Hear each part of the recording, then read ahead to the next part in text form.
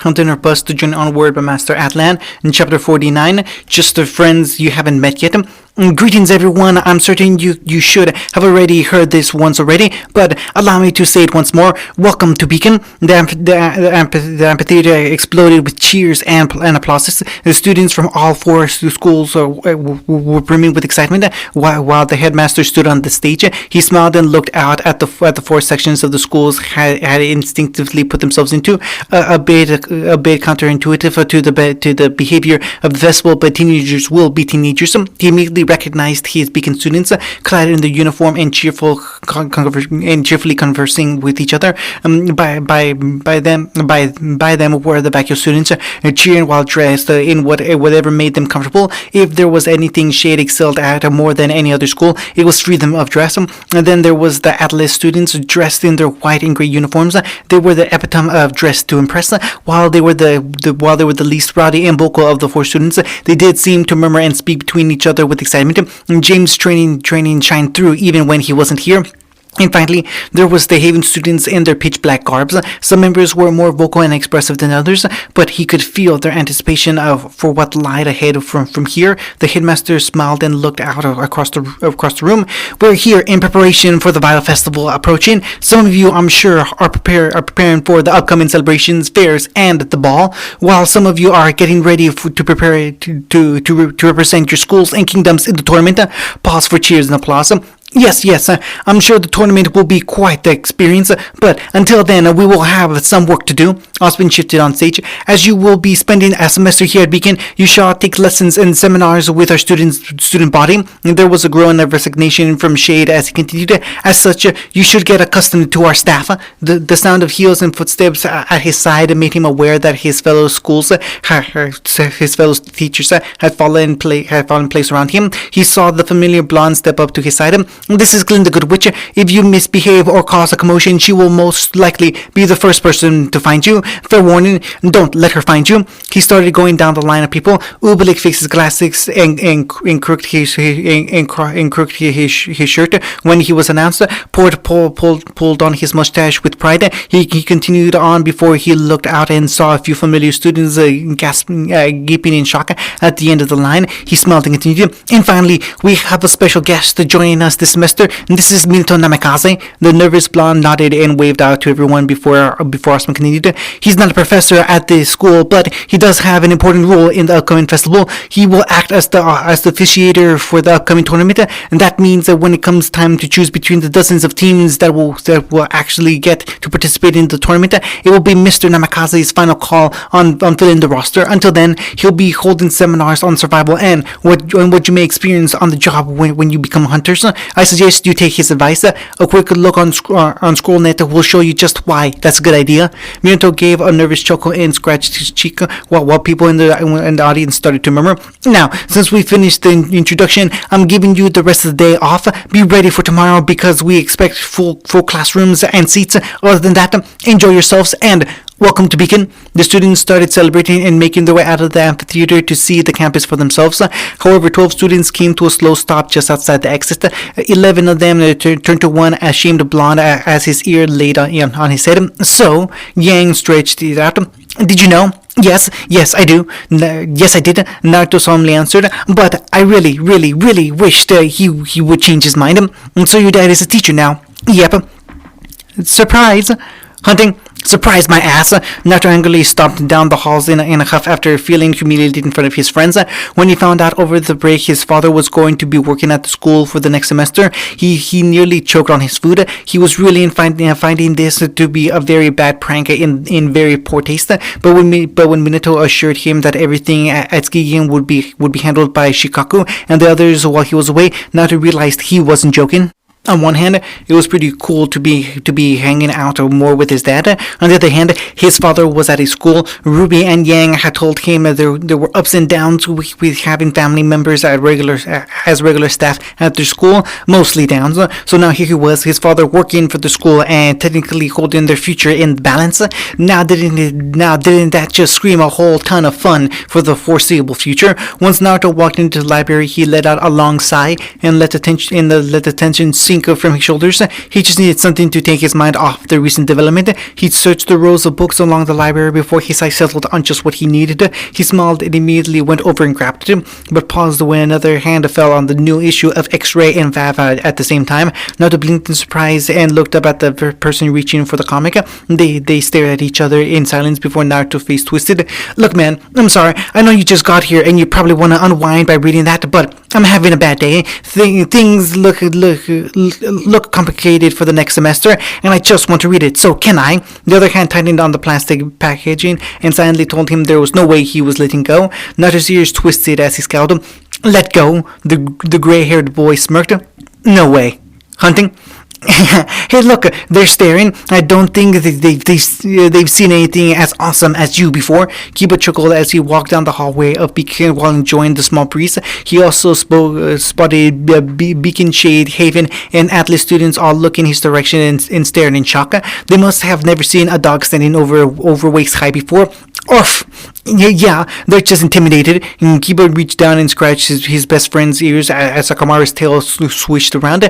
Can't believe how many people there are now. Feels like campus just got smaller. Rough. Yeah, and don't worry, buddy. They probably won't bite. The cute boy looked around before shrugging. Or they might. I don't know. People are crazy. No, don't bite them back. You might get something in your teeth. Kiba joked before they came at a flight of stairs. He looked down at the canine and grinned. You want to race them? Arf! Akamaru yipped happily and lowered himself in preparation. Okay, then ready, set, go. And Kiba started up the stairs and got an early lead over his four-legged friend. He was only about halfway up before he noticed a shadow hovering over him. He looked up at the last second as a pair of knees buried themselves in his eyes. Yeah, the figure landed itself with the brunette at the last second as they bodily tumbled down the stairs. Kiba slammed flat on his back and nearly smacked his head on the pavement as the person that had knocked him down had pulled themselves off of him. They stood over him and asked with concern, "Oh crap, are you okay? You're not dead, right? Because that would be really bad for me if you died. Not just because I'd probably never hear the end of it back in Atlas, but that means because that means I'm heavier than I thought. Hey, your chest is still rising, so you're alive, right?" Kiba groaned and rubbed his aching eye in discomfort. Shit, he could feel his thoughts, and they hurt. His eyes were killing him. Oh, he was going to teach whoever did this a serious lesson. He rubbed his eye. He rubbed his head. Ugh. Oh, thank God you're alive. He finally recognized the voice was female and a pretty bubbly one at that, like Nora levels of energy. Listen, you're not stupid now or anything, right? I mean, I don't know you, so I don't know if you were stupid already, but you're not, right? Can you tell me your name? How many fingers am I holding up? He growled as he sat up and slowly opened his eyes. It hurt to do so, but he was gonna face his assaulter and give her a piece of his mind. He snarled, getting the girl to flinch back in worry before he spoke. Do you have eyes? Did you not see me standing there? Or he stopped when he got a good look out of the girl that buried her knees in his face. The girl with slim face, cyan eyes, and bright orange hair tied up in two ponytails. She was wearing a Legion uniform, but he noticed the thin orange tail swinging behind her. She stood back up, easily compensating for the rollerblades on her feet as she smiled. Sorry about that. That never happens, I swear. I'm good at rollerblading, like really super good. I could win an award if I wanted to. I should think about going for a medal. Anyway, I didn't see you until after I jumped. I tried to move, but there's only so much I can do in midair. It's fine. And Kiba stuttered as he felt some weird anxiety fill his belly, watching the falling squirrel freak out. He flinched, touching his eyes again, but just played it off with a laugh. Doesn't hurt as much as I thought. I was probably just a little shocked as all. Oh, that's good. The orange-haired girl exhaled in relief. She grinned and chuckled. That would have been bad if I really hurt you. And she didn't seem to noticed the darkening capillaries around his eyes as she held her hand out to help him. I'm Neon, by the way. What's your name? I'm Arf. Big dog. Neon jumped back in fear when Akamaru came jumping down and stood defensively in front of his down friend. Neon sweated and raised her arms in defeat. Good boy, don't bite. Akamaru and Kiba encircled his arms around the large dog and pulled him back as the canine growled. Sorry, he's not usually like this. He's just protective. You can go if you want. I can, thank you. Neon started skating away before waving back. Sorry about your eyes. See you later. Yeah, see you later. Once the cat phonics was out of the view, Akamaru started to relax and Kiba slumped on the ground. He kept staring in the direction she left before chuckling. Neon. Huh? The dog was staring at him. What? I'm just saying her name is all. Rough. Well, why were you growling? You know I'd be fine, and she was just freaked out. It was me being courteous is all. Arfa. Oh, like you're one to talk. I remember how you're like when you rub up against stuff. Arfa. Because we all remember. It was terrifying. Hunting. I bet I could beat him and her. Whoa, she looks tough, and that guy's arms are bursting out of his shirt. Look at his fluffy hat. Nora was skipping down the path while looking around at all the new faces and colorful people. She spun on her feet and skipped backwards while looking up at her bestie. What about you, Ren? Who do you think you could beat one hand tied behind your back? Well, I need my hands to fight, so I don't think I would fare well if one of them was tied. She blew a raspberry before turning back around and humming while leading him around the campus. While they enjoyed the walk, Ren took a moment to observe the people. It was not an exaggeration to say the campus was almost bursting at the seams. There was so many new faces and groups traversing the schoolyard, and it probably wasn't even half of them. And soon enough, they would be facing some of these people in battle. Ren wished that he could oversee their movement and get a read on how they fought, but that was just too impossible. Some people didn't show just what they were capable of until they started fighting. No one would think the short bouncing girl in front of him hit harder than a crashing bullhead, but they were quickly proven wrong. How would those two boys perform? How did that girl lounging on the bench fight? How about that young man circling the fountain in a handstand? Ren blinked in surprise as he and Nora both stopped at the strange sight in front of them. They watched the teen quickly placed one hand in front of the other and traversed the border of the fountain with his legs hanging over him. He went faster and faster. 100 times, no, 1,000. If I cannot circle this fountain on my hands alone 1,000 times, then I'll do 10 laps around Beacon, doing jumping squats. Hey, what's your?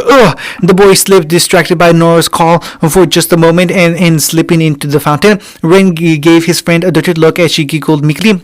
My bad. The boy popped back up out of the water and squared his shoulder. The two friends quickly took note of the green jumpsuit, rips all the way up the pants and sleeves, with vamp brace and wrappings around his arms. He wore a darker green vest covered in pockets and a yellow scarf around his neck, and they all took note of his short black hair and really big eyebrows. The strange older boy pointed at them. You! Us?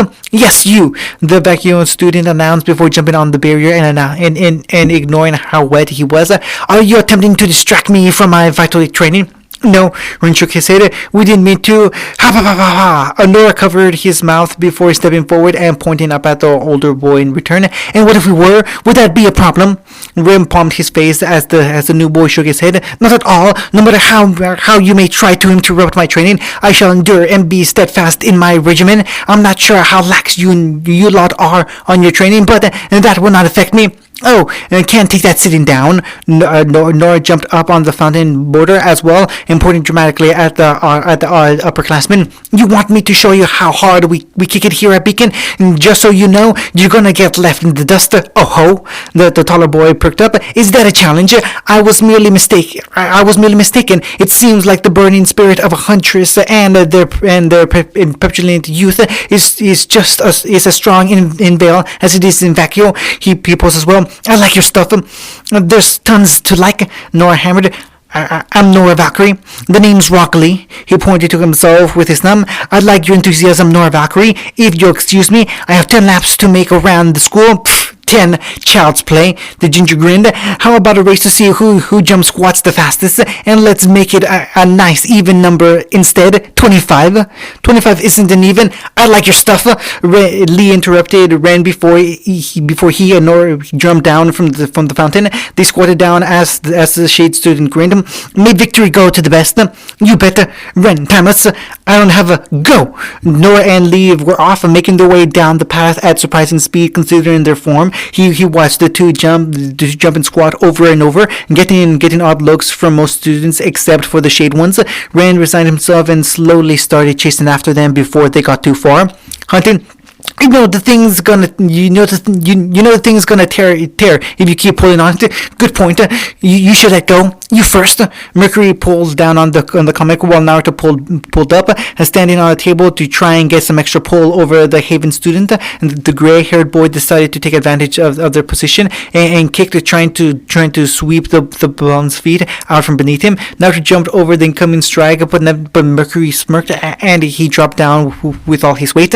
Ha! Naruto couldn't fix himself in time and landed on the table with a grunt. Mercury thought he had him, but the Faunus brought his legs around and slammed down on the Haven boy's elbows. Mercury faltered for an instant, and Naruto took it. He stretched out his legs and pushed on Mercury's chest while pulling on the comic primate from his fingertips. What? Mercury yelled as Naruto rolled over the table and ran for the exit. Son of a bitch! Better luck next time! Naruto teased before running into someone. He didn't hurt or knock her over, and so he kept going. I'm so sorry. I promise I didn't mean. He stopped and reached back before he ran off too far. Grabbing the girl's shoulder, he narrowed his eyes at the empty plastic cover he was carrying before speaking. Give it back. The green-haired girl turned back to face him with the comic in her hand before she scowled. Oops. Hunting, I'm telling you to say sorry, and I've already told you half a dozen times who gives a shit if no one got hurt. It's the principal. My girl was kind enough to say sorry when she bumped into your shoulder, and the least you can do is the same. I didn't even notice it was a tap, and I'll reiterate myself because it seems you're hard of hearing. Who gives a shit? I do. Coco, it's fine, really. Velvet tried to calm her later before things got out of hand. It was just an accident. It's not that big of a deal. You're right, it shouldn't be a big deal. All anyone has to do is say sorry and show just a little bit of decency for the other person. You said sorry. The least she could do is respond. The beret wearer's girl turned back to the duo. Unless you got a problem with my girl. Just say sorry. The bespectacled student beside the perpetrator's side and shook her head. We spent a whole minute having this stupid argument, so just apologize so we can leave. No, the blonde girl glowered. I'm not, and not because she's a honest. She could be human, a boy, a teacher, a fucking general, and I wouldn't give a shit.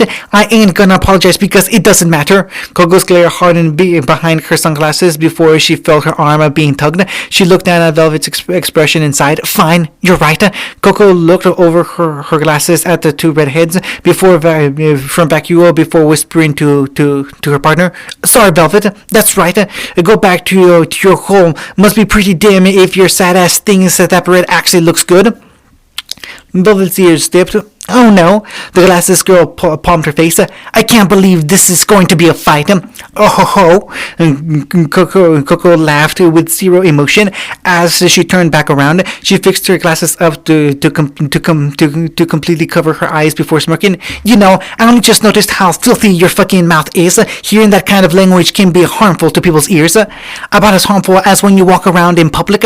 I bet you look like a fashion catalog purging into a toilet. You know, if you weren't such a bitch, I'd actually find your spunk kind of entertaining. Coco's hand fell on her handbag. Unfortunately, we really got to clean out that mouth. Don't have any soap, so we're gonna have to work with white hot dust instead. She reached behind her back for her weapon. You want to make the first move? Absolutely. Velvet shirked back in worry that the fight might break out. Velvet, what's going on? Tintin, Sasuke, and Velvet turned to the partner like they were Ray at Hope. We need some help. The brunette looked at the situation. What's going on? Well, I accidentally bumped into a girl, and Coco said she should apologize, and it sort of spiraled from there. Velvet looked like she was gonna have an attack and looked back as Coco was itching to fight. Okay, hold on. Tintin stepped up between the two women, exuding serious bloodlust. She gulped and prepared to manifest her steel at a moment's notice if things went south. We don't need to escalate any fights. I'm looking to escalate, Coco growled. Right, but what about you? You're from back here, right? Do you want a tour of the campus? I want to kick this uppity bitch's ass. Okay, this isn't going anywhere. Both of you stop. Sasuke stepped up and Velvet followed in order to put more bodies between the two fighters. This is stupid. If you want to fight, challenge each other to a duel during sparring sessions, or just wait to settle this in the tournament, but not now, on our day off, in the middle of campus. Coco's skull faltered when she saw Velvet's pleading expression. She pulled back her hand and groaned, "Fine, I got carried away, and don't need to let the opinion of some arrogant, crabby bitch who just got off the boat rile me up so much." Sounds like you're giving up. Coco bristled as the pink-haired girl smirked. I'm calling this my ow. What the fuck? I'm so sorry about my teammate. She can be a real problem sometimes, a total pain in the ass. I'll make sure she learns some manners the next time we meet. Goodbye. Yeah, she better. Coco grumbled, and Velvet poked her with an elbow as the speaking kids started making their way back. The pink-haired girl pulled her teammate's hand off her head and yelled, "What the shit was that? You don't go grabbing my head, making me... What the fuck is wrong with your face?" She wasn't even looking at her. "What are you talking about? Your face. It's all red, like you're blushing, but whatever the equivalent is for disgusting parasitic animals like you." Yeah. Did you see that boy? He looked cool, right? Like, really, really cool. And he was hot. I wasn't just imagining he was super hot, right? Oh, God, she nearly gasped. Seriously? What? I'm just making an observation. You're drooling. She wiped her mouth. No, I'm not. The fact that you have to wipe your mouth concerns me. What was his name? Did you catch his name? I should go after him and ask him. Don't open your legs too wide. You wouldn't want it to leak out before you reach him. Hunting? Again, I can't believe they did it to me. Again, Ruby pouted and stomped her feet while thinking about the most recent betrayal of her team. After they finished with assembling, Ruby was leading them back towards the dorm so they could try out the console she and Yang had brought from home for themselves. She was planning for the best video game tournament ever, except when she turned around, her team had vanished and abandoned her again. This was becoming a trend, leaving her to walk through Beacon like a lonely little girl. Not to mention, there were so many more people here now from the other schools. Some of them were staring at her, probably thinking she looked too young to be a student, or more likely they were too impressed by her sweet hood. Ruby still shied away from their looks and avoided speaking with them. She felt her face start to heat up again from the wayward looks. She wasn't supposed to still be embarrassed after everything she had been through. Ruby was going to have to get used to all these people now too. She sighed and made her way off the path to a more secluded area. She thought she would be alone, but spotted a flock of birds landing around a bench and congregated around it. The silver-eyed girl tilted her head and slowly approached when she spotted a figure. Sitting on the ground in front of the bench was a large boy in a large beige coat. Even sitting, Ruby could tell if he stood up, he would absolutely tower over her. His collar was so high it hid half of his face, and sleeves so long his hands didn't even come out of the ends. The only thing notable beside his stature and baggy clothes was the bright orange hair on his crown. He reached into his bag and grabbed a handful of feed through his sleeve before throwing it out for the birds. Ruby thought she had approached him silently, but he noticed her pretense and turned to her. The hooded girl jumped in fright and thought he was going to call her out, but after a moment she realized he was just staring at her in silence. Ruby stayed quiet as well before shyly raising her hand. Hi. The taciturn boy flinched and shook before turning back to feed the birds. The giant tossed out the seed and bread as Ruby watched him. She tilted her head in a mix of confusion and interest before she took a step forward, wary to alert the stranger. She sat down on the bench beside him and asked him, "So, you're one of the exchange students, right?" He remained silent as she leaned back in her seat. You're from Vacchio, right? It must be nice not having to wear stuffy clothes like this. I've never been to Vacchio, but I've always wanted to go. I heard it's really sunny and sandy. Another flinch. Ruby sighed. So, do you have a name? The larger boy looked down, looked back at her, and she tensed in worry. He blinked before turning back around and running his sleeve around the dirt.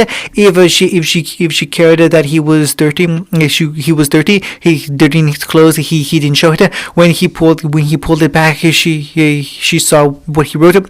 Jugo. She asked, and he nodded. Ruby tilted her head. You don't talk much, do you? He shook his head. The dark-haired girl giggled before reaching down and grabbing and drawing next to his. My name is Ruby. It's nice to meet you, Jugo. He nodded before holding the bag out to her. Ruby smiled and grabbed a handful before tossing it out. Watching the birds flock and feast, she realized that she probably wasn't going to get much conversation out of the big man, but she didn't mind. They sat together and fed birds, Jugo giving the occasional twist as Ruby kicked out her legs. Apparently, not having to make awkward conversation made making friends a lot easier. Hunting. So we love your son, great guy, and we've been friends with him the whole time. Yang said, her arms folded behind her head. Now, I'm not saying we deserve any kind of reward, but if you were willing to offer some extra credit, what are we looking at? Yang, the blonde just chuckled at the hairish shriek before Weiss turned back at the new teacher. I'm so sorry about that, Mr. Namakase. She was joking.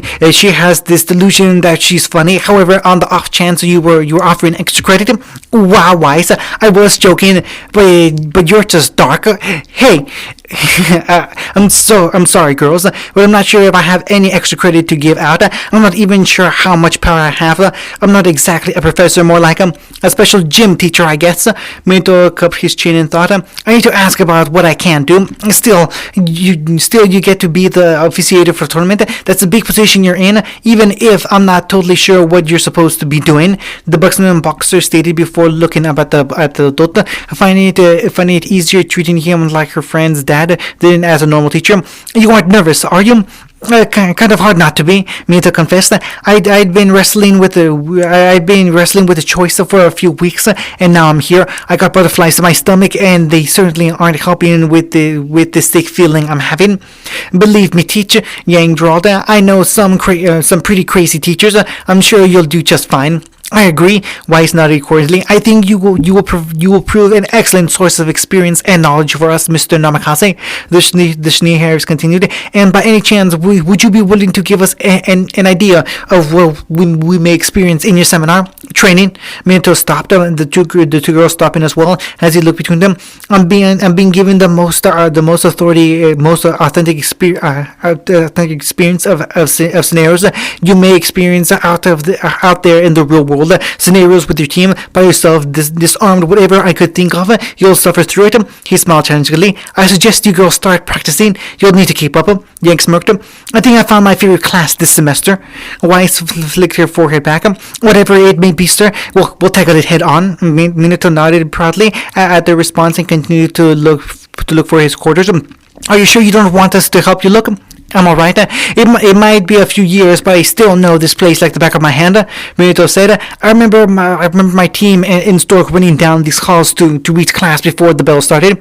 Hold on, Yang gawked. You knew Team Starks? You knew my parents? Pretty well, the man smirked. You ever wanted to hear some good stories? Just come asking, and I mean the good ones. The ones your dad and Crow are too embarrassed to tell you on accounts they're worried you're never going to respect them again. The brother laughed and nodded. I'm so gonna take you up on that offer. Well, as exciting as whatever this conversation is about, Yang and I have to get going. The ivory-haired girl excused herself before shaking her head. Knowing your sister, she's probably lost somewhere and getting herself in trouble. Yeah, and I haven't seen Blake. She must have snuck off when we weren't looking. The duo made their way back before waving the new teacher goodbye. See ya, teacher. When I bring Ruby over, make sure to give us the juiciest story you've got. Minato waved the girl goodbye before making his way back down the hall. He hated to admit it, but he couldn't remember the room which had caught in him. Two corners, take a right, and he paused when he saw the young woman standing in front of his door and inspecting it. She waited silently before turning around and finally noticing him. Oh, Mr. Namakase, she greeted in a silky, smooth voice. It's an honor to finally meet you. I'm sorry, do I know you? No, we haven't met, but I've always wanted to meet you. She stepped up to face him, and Minato noticed the smoky yellow eyes hiding behind her pitch black hair. She pulled on her black uniform. I'm a student from Haven, and I've heard all about you and Skigan. You've heard about me. There isn't a soul alive in this line of work that doesn't know your name. Her smile never wavered. Everyone knows of the man that leads the invincible crew through perfect success at every mission. Minato stayed silent before shaking his head. I'm sorry to inform you, but stories about our perfect record have been greatly exaggerated. Oh, she tilted her head. So even you have experienced tribulations out in the field. Some people would be rather surprised to hear that. They shouldn't be. You have to be. You have to have lived a small and sheltered life if you can finish anything without failure or compromise. I agree. I only mention this because there are some people out there that put huntsmen and huntresses on pedestals like they are invincible gods. She smiled. I would stake that they can sometimes be more human than most, experiencing failure and regret far more than most would ever fathom. Minato silently stared at her before she continued. Tell me, sir, have you ever faced an impossible scenario, one where you believe everything was hopeless? I have, and yet you came out unscathed. That speaks volumes of your abilities. I wouldn't say I came out unscathed. Really, you don't seem debilitated or carrying any heavy injuries. Doesn't have to be physical. Not every hopeless scenario a person faces out there has to be a fight. I suppose you're right. Fear can cripple and stagnate a soul far worse than any injury would ever dream to do. She conceded. So, do you mind if I ask you another question? Minato stated. Very well. What do you do when you're faced with a hopeless situation?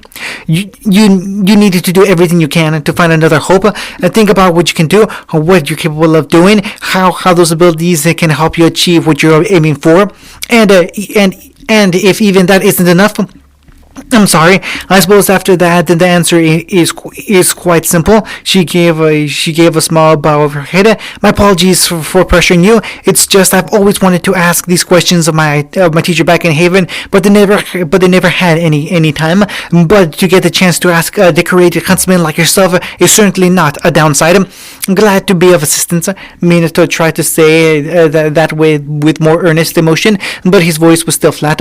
She walked past him and down the hall. I look forward to your seminars, Mr. Namakase, and your test as well. I'm sure they're going to be quite the experience. Wait, he called out. The young lady stopped and he turned back to her. I didn't catch your name. I didn't offer it, and she retorted before looking back with a soft smile. Cinderfall, and I look forward to this semester. Hunting. I'm Naruto Uzumaki, Emerald Sastre, Mercury Black, and guess we're fine on intros. The blonde noted. So you two are partners, I'm guessing. That's right. We're on the same team from Haven, which is why I had to grab that comic off you when I saw you and Merc arguing over it. The green-haired girl gave the funniest and apologetic smile. He's such a sucker for those stories, and I knew if he didn't get it, he'd probably be sulking for who knows how long. She clapped her hand together and lowered her head. I'm so sorry. I thought I had it for a sec before you knocked it out of my arms. Mercury crossed them and shrugged. Gotta admit that was impressive. What's impressive was how quickly your how quick your hands are. Naruto looked at the cover he was left holding after Emerald had slipped the comic out of his grasp. Well, it's a talent I picked up when I was a kid. Emerald blushed and scratched her cheek like she was embarrassed. Some habit I just die hard, I guess. Naruto noticed Mercury roll his eyes exasperated by her friendly attitude. Well, I wanted this comic to get my mind off something, but I guess that worked out anyway. He held it out to the gray-haired boy who happily accepted it with a smirk. Consider this a welcome to Beacon, and I hope we can meet later. Mercury gave him a two-finger salute before Emerald came forward and took his hands. She started shaking them. It was nice to meet you, Naruto. I'm glad our first experience with the Beacon student was a nice guy like you. He blushed, chuckling while his ears twitched. You're making me blush. He coughed and rid his face of the hue before waving them goodbye. The parties waved him off and remained silent on top of the table. You know, Mercury started flipping through his reward. It just occurred to me that We'll have to keep this up for months. Ugh, Emerald groaned as her face twisted with irritation. And it just occurred to me, we'll have to actually talk to this idiot like that. I'm going to miss the time we could just kill brats like that to get what we wanted, even if it was just a dumb book. A dumb book you stole from me. The smug teen grinned mockingly. Thanks for that, Em. Shut your mouth, sew it up, and then jump in front of a truck. The girl spat venomously. I wanted to wave it in front of you a few times before ripping it up, before that kid felt me steal it. Can you rip it up? Mercury asked. Wouldn't that be against your goody two-shoe, pure heart? Wouldn't hurt a fly act you're putting on? No one catches me. Emerald just ignored him and gripped the edge of the table as tightly as she could. I refuse to believe that doughy-eyed dickhead got anything more than a flash of luck. She smirked and stood up. But let's see how he... What? Mercury looked up when she suddenly stopped and saw the green-haired thief patting her back. She pulled out her green wallet and stared at it. You wanna eat out? You wanna eat out and your pain? I'm up, but we're meeting with Cinder and that team. That weird snake guy snuck in. Shut up! She growled, and she looked over. This was my other pocket, and the cards are all in the wrong place. Who? Oh, no way! Mercury closed the book and gave a strangled laugh at Emerald's furious expression. Did that whiskered kid actually outdo the master thief herself? Oh, how the mighty have fallen! Holy crap! You must feel so humiliated right now. Shut up! Emerald growled and pocketed her wallet before a shaky smile came to her face. Okay, he might be better than I expected. I guess I'll call this even for now. And how exactly are you even? She pointed back to the table, and Mercury saw what she had hidden behind her back. A belt. Oh, I know this. He bumped his fist in his palm. This is one of those he beat me now, I shall conquer him myself kind of situations, right? When I kill you, it'll be slow, drawn out, and I'll enjoy it. Hunting, I'm back. Naruto closed the door behind him and slipped his hands back in his pockets before seeing his teammates surrounding his partner. What's going on? Look at this. Sasuke stepped aside to show Tintin sitting in front of Kiba while applying some ice to his eyes. The bunny-haired girl shook her head. He got hit, but he just came back to the room and treated it like nothing, and now they're swollen. I'm telling you, it's fine. The little boy flinched when the ice made contact with his sockets while Kamaru stared at him on his bed. It was just a little run-in with an Atlas student while I was walking. Nothing big, so I don't worry about it. You have two black eyes. I've had way worse. Yeah, well, you weren't the only one that got to see what our new exchange students were like. Tintin said as she let Kiba hold his teammate in place. We had a little situation with some Bakugo kids ourselves. What happened? Two girls were picking a fight with Velvet and her partner. Sasuke clarified. It probably would have escalated if we didn't intervene. Well, that's a coincidence. I met some behaving kids in the library. Their leader smiled, and that was pretty interesting too. How so? Naruto pulled his hands out of his pockets as his pants dropped to reveal his heart-print underwear. His teammate gave him blank looks before he laughed. I didn't even realize until halfway here they took my belt. I thought I was getting back at them, but they just played me again. I'm annoyed, but I'd be lying if I said I wasn't super excited too. The tournament couldn't come fast enough. Naruto, yeah, pull up your pants. Extra, double check. Hunting. Blake kept her notes clutched close to her chest while she made her way back down the hall, just finishing with another round of research, and she could put a few more dots in her book about the white fang patterns. It wasn't as much as she'd have liked, but every little bit counts. Salutations, Blake. The black-haired girl yelped in shock and jumped away from the voice that appeared behind her. She turned around and clutching her beating heart as she faced the Atlas girl that had come to help Ruby fight at the docks. How did she get behind her so quickly? Hello again.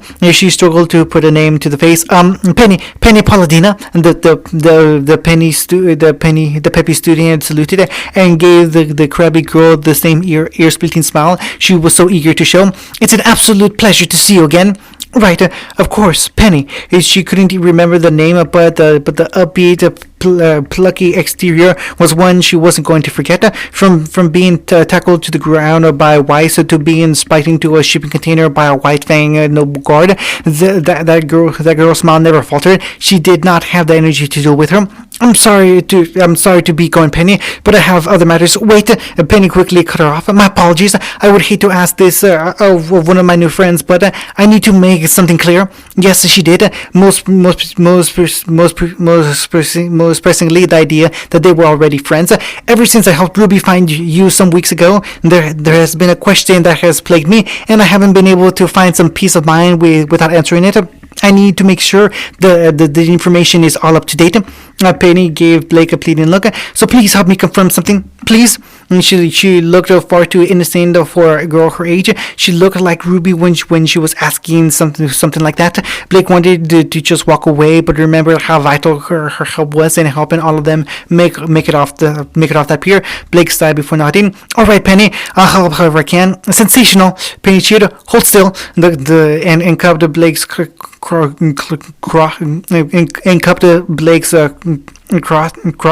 before she could respond. The hand on his body went rigid, and she dropped her book. Her hair and ears went straight before Penny finally pulled back and nodded. So you are a man. So you aren't a man. And the profile was right. Hey, Blake nearly wailed, her soft complexion now burning red, with shaky eyes while glaring at the girl. What was that? Oh, there was some confusion about your gender while I was helping Ruby look for you. Questions about whether you were a man or woman. And physically, you are a woman unless you identify yourself differently. Do you? Why did you feel the need to touch me? Because I have heard that some people tuck it, and it can be quite confusing. Penny said instantly. It seemed easier to just check myself. That's sexual harassment, not at all. Bow-wearing companion Blake, Penny responded. And this was merely for the purpose of gathering information. If I truly was interested in touching your body for stimulation or sexual pleasure, I would grab what many people on Reddit refer to as the Bella Booty. The what? The cat faunus blushed and instinctively covered her butt in case of Penny's wandering hand. Who's been collaring my behind?